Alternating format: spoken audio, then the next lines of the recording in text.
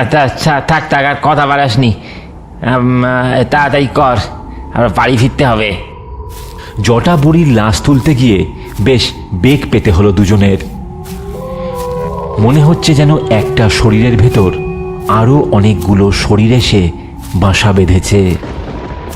বাপরে বাপ, এ কি ভার রে রহিম। হ্যাঁ রে তাপস, অনেক লাশ ভ্যানে তুলেছি, তবে এই লাশ, ওরে বাবা।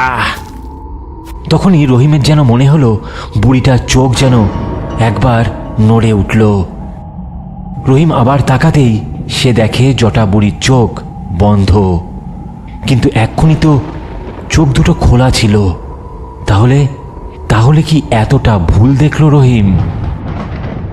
দুজনে মিলে অতি কষ্টে ভ্যানে বুড়ির লাশটা তুলতে পারল। এরপর লাশের ওপর কালো প্লাস্টিক চাপিয়ে সেটাকে ভালো করে ভ্যানের সঙ্গে বেঁধে নিল। হ্যাঁ, এবার হয়েছে, ভালো করে বাঁধন টাধন দিয়ে দিয়েছি, এ লাশ আর পড়বে না তোর ভ্যান থেকে। এবার আমি চলি, বুঝলি?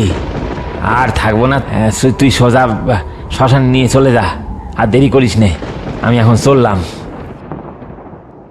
রহিম ভাবল তাপসকে একবার বলবে যে ও যেন ওর সঙ্গে যায়, কিন্তু নিমেষের মধ্যেই তাপস সেখান থেকে চলে গেল।